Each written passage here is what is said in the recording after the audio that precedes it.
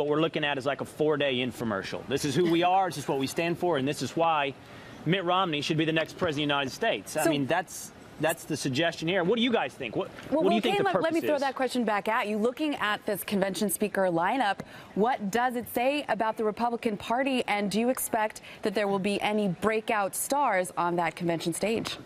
Well, I think that's one of the purposes of this. I mean, I don't know if it's a primary purpose, but it's a secondary one. It is that we find out who that next generation of stars is. And I think when you look at that slate of speakers, Marco Rubio, Chris Christie, Jeb Bush, I've got one for you. How about this? Ann Romney. Now, I know Ann Romney is not going to be out there as somebody who is attempting to position herself for her own political future. But if we're just talking about sheer who could be the stars from this deal, based upon the same calculus that happened in 2004 with President Barack Obama, then Senator Obama, giving his 17-minute speech and completely outshining everyone, including the nominee John Kerry, my bet is Ann Romney or Chris Christie.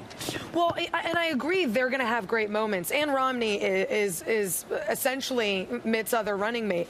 But we know Chris Christie. We know he's going to give a great speech. He's going to say things that rile up the base. I don't know that there's a surprise factor if he gives a great speech. I think everyone's looking to see Paul Ryan on a bigger stage. I know that he'll give a great speech. He's very eloquent. But it will really be the first time he's been on sort of the national scene. How's he going to look? Is he going to look like a little kid running through the halls of the Camden House building with his earbuds on, or is he going to look like someone who could take over on day one? I think he still does dress a little bit too much like a staffer, unfortunately. But I wanted to ask you all what you think here in terms of how we assess what a convention really means.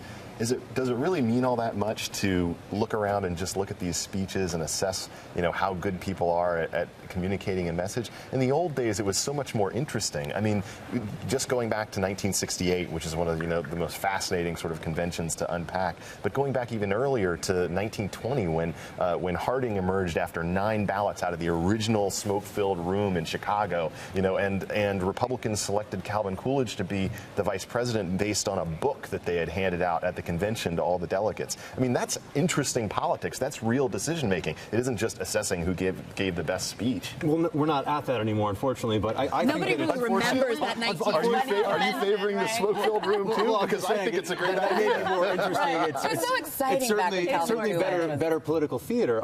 I would guess this, and this is not a difficult wager. It's going to be 90% procedure and 10% memorable. But that 10% could have real impact. You'll see a couple of speeches that a lot of people will see and that people will reference all the way going up until Election Day. So, yeah, there's a lot of pomp and circumstance surrounding the whole thing, but I think you could see a Chris Christie speech, you could see a Scott Walker speech. I'm hoping you'll see a Rand Paul speech that may completely ignite the base, get people talking about things in a way they weren't before, and could provide sound bites and also ideological context for the fight ahead that will push Republicans all the way through to November. And SC, we know from back in 2008 that these convention speeches, if the candidates are exciting and they really rally the base and rally the crowd, can also raise a lot of money for the party leading into November, right?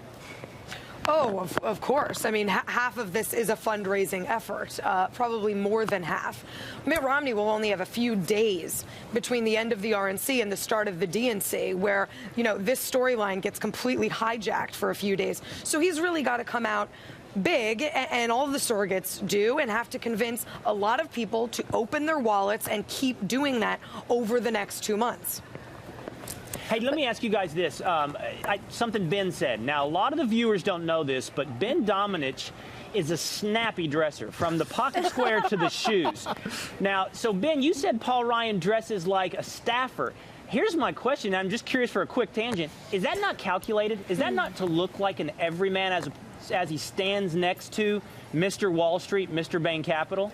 I actually think that's a great point, and I think it's a good point in the context of the current economic climate that Paul Ryan shouldn't actually be wearing the tailored suit. He shouldn't be a snazzy dresser. He should actually be a guy who seems more like, he went and got the latest deal from the latest big store, and I think that's a good thing, but it speaks to his character. Don't really fit, right? Yeah, but he could get suits that fit. I will say, this is a guy with, 5% body fat? Come on, he could get one that fit. From working inside of government, you're a little suspect if your suit is too nice. Exactly. If it's cut a little too well, well, people start to ask questions Yes. about your integrity. Credibility. Exactly. One other thing You're I right, want they to talk don't- about here, though, the importance of the convention. And we talked about it. It is a lot of political theater, but ultimately it's a testing ground where the party's going to put forth a strategy. Like, this is kind of what we're going to see over the next few months, and they want to see how people respond. And all the major media networks are going to be on the ground with polls asking people how they responded to the campaign strategy.